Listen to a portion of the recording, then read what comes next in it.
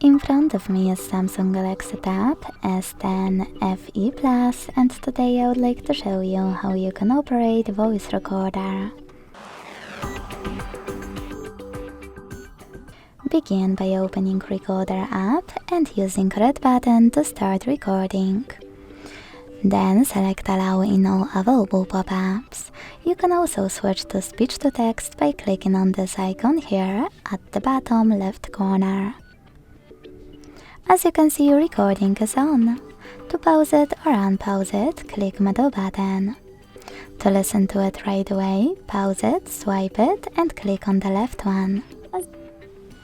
To add a bookmark, click on this one at the top right corner of this section, and to end it and save it, on this square one. Now name your recording and hit save. To play it, click on it. To manage it, use all of those options at the bottom or click on those three dots at the top right corner. Or you can also hold it here and operate all of those, like delete.